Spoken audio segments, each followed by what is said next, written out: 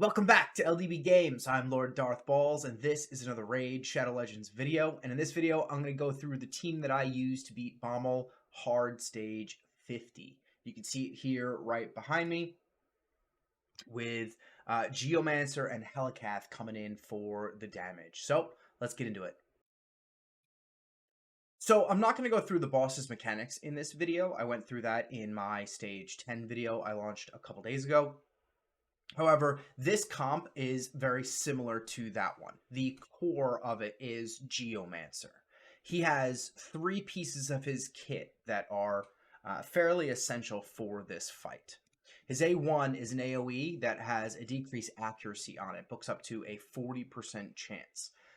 Bommal on stage 50 has 550 accuracy, which means if you want to build a high resistance team, you need over 600 because you can resist the bombs. Important fact.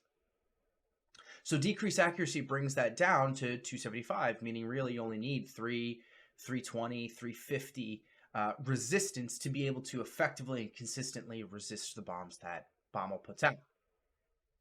I turn off his A2 for the fight, so we don't need to go through that. His A3 has a target turn meter depletion. Now, if you remember from the boss mechanics, it actually triggers a bomb to drop. That's okay.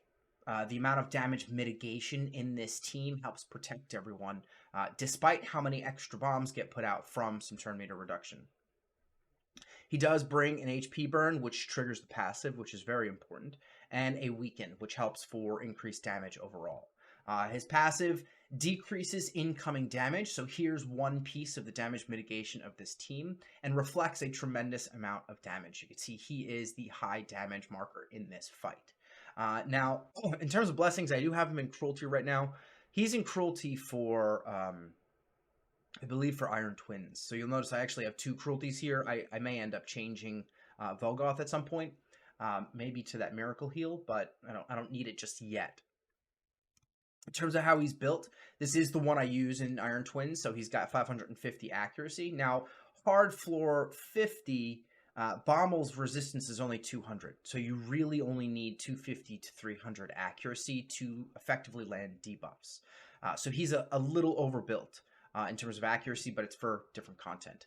He's got some decent effective HP because I did not go crit rate. He is built as a pure tank debuffer to be able to stay alive and put the HP burn and weaken out on the enemies. I have a 100% crit rate Geo built, and it doesn't work as effectively in the harder stages of Bommal. So, Geommancer is a shining star. Now, you notice Helath had quite a bit of damage too. Well, on one hand, it's because he's close to 100% crit rate with some decent crit damage on him. He brings a weaken on his A1 to help as well, and he hits pretty hard. So that's one of the reasons. Now, his A2 brings a nice fat shield based on his defense. The more defense you build, the fatter this shield is, which is very useful for damage mitigation. And then his A3 comes in with block damage. When that block damage disappears in any shape or form, it gets replaced with an increased defense, which again just is more damage mitigation. This is essentially a protect Geommancer team, if you really think about it. Now, this is pretty cool too, because when your champions get a block damage buff, it increases his defense, which increases his damage and the shield that he can put out. He also counterattacks when an ally is hit, so helps bring more hits, keep the weaken up more often, and just start chunking down the boss. Now, the majority of his damage comes from Brimstone. As you can see, you'll be able to, I'm going to put a clip of the run at the end of this video, and you'll see how much damage Brimstone actually does on this boss. So having Brimstone on at least one champion in this fight is kind of, it's almost necessary, at least from my perspective. It would take a lot longer. This fight still takes a couple minutes, 2 to 4. However, having Brimstone is the reason for that speed. With enough damage mitigation, you don't necessarily need Brimstone. Again, just makes the fight easier. But just come back to his stats. He's got almost 4k defense, almost 100% crit rate, decent amount of crit damage, and enough accuracy to do the job. I'm bringing in Duchess again. Duchess is an incredible champion. She finds herself in almost all of my teams. She comes in with, running very fast with high resistance build, just over 500, and some really nice effective HP to help stay alive. She comes in with a shield on her A1 for 2 champions, which is nice when Helath's shield goes down. She comes in with a block, debuffs, increased attack, and perfect veil. So block debuffs is nice because it helps block the HP burns, because the bombs can't be blocked. HP burns basically do more damage based on the amount of bombs you have. So not everyone's going to be able to resist the bombs, and you can't cleanse them, so it's important that you get that HP burn off as soon as possible. It also places a perfect veil on everybody, and her full team revive comes with a continuous heal and a veil. Now, veil and perfect heal, straight up damage mitigation, reduces the amount of damage you take. That combined with her passive, with a 15% damage reduction from AoEs from the boss, makes her the ultimate team tank. I come in with Tuhanarok in this fight, mainly because of her passive. Her passive removes a random debuff from all allies at the start of her turn, and if they have a continuous heal buff out, it removes 2. Now, Duchess has a continuous heal on her full team revive, and Tuhanarok puts a continuous heal out on her and another champion every time she uses her A1, in addition to placing a decreased speed debuff. And decreased speed is one of the useful tools in the debuff kit when it comes to bosses that you can use it on. It also has a chance of decreased speed. Oh no, that's on her first hit.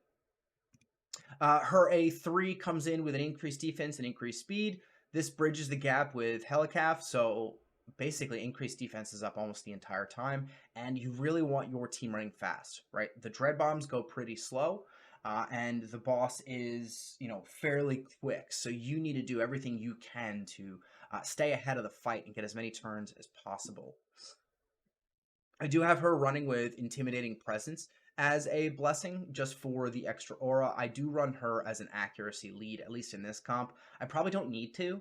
I could probably go with a defense or a speed aura, but the higher levels, I do need that accuracy lead on her. She's built fast too, 279 with some decent effective HP to help stay alive, and she is both an accuracy and an resistance champion. The other piece of her kit that comes in, I forgot to go through the skill. She brings a block buffs and a decreased attack, right? Bomb damage is all based on decreased attack, and he self-buffs with a protected increased attack. So this can help prevent him from getting the protected increased attack, and it reduces his attack as well, which all of that is for damage mitigation, to reduce the amount of incoming damage that you have.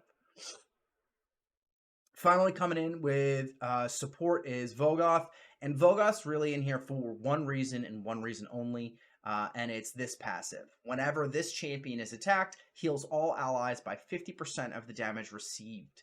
So you want to talk about healing from the dread bombs? I'm going to talk about where he goes in the team order on the team building screen for effective use, because anytime he takes a hit, he just heals everyone from that damage, and it's really important that you figure a way to maximize his heals. I have him built in a curing set for that reason. You can see he's actually got a lot of potential here, because none of his gear is maxed out. But he's running slow because all I care about is his passive. I need him to take damage. Decent effective HP, but the big thing is getting him high HP so he can take more damage. The dread bombs do damage based on your HP, which means the more HP you have, the more damage it does. The more damage it does, the more healing you get. I think these are both HP pieces, and I can probably, HP and HP. So that would substantially increase his overall HP and could help me in the harder levels stay alive more, or just do more healing in general. So that's the team. Let's walk through how I have it set up, right? Because just the team isn't as important as how it's affected. Now, when you pick champions here, there's actually an order to this. And the order is the order that they take hits from the enemies. So if you have a champion in the lead, they're the first one to take the hit. It doesn't actually all happen at the same time. So when you have Vogoth, it's one, 2, 3, 4, and 5. So when you have Vogoth in the last spot, that means everyone takes damage, and then Vogoth takes damage and heals everyone back up. If you put Vogoth in the front, it means he's going to take all the damage, heal everybody, and then everyone else is going to take damage as well. So it kind of negates the heal. So you want him running in that last slot here. Now, in terms of AI, I don't know that I have any AI set up. Maybe I do for the boss. So I turn off Tuhanarok's A2 on round 2 because I want her to lead with it against the boss. I need the block debuffs and the decrease attack going up as soon as possible. And then, again, I have her open with it here on round 3. Now, outside of that, I'm pretty much only turning off Geommancer's A2 because it doesn't do anything. And you can even put like a refresh accessory on him to help bring back his A3 to keep the HP burn up as much as possible. And then I turn off Vogoth's A2 because provoke doesn't do anything and you can't land the decrease attack without the provoke. So Vogoth comes in and just gives me an extra chance of keeping my debuffs on longer. It's pretty random here, and Vogoth's not built, so it's not really an important skill in this fight. But it does help. So that's the team. I hope this helps. I'm gonna post. I'm gonna let it run, and you guys can see how the run is. It takes anywhere from, you can see 2:34, only 82 turns. It takes anywhere from like 2.5 to like 4.5 minutes, depending on RNG. But again, it's all due to Geommancer's passive, Helath's Brimstone, and everyone's damage mitigation with that decrease accuracy on Geo. If you made it this far, thanks for watching. Don't forget to like and subscribe on the way out. I've been Lord Darthballs, and I'll catch you on the next video. Enjoy your raid.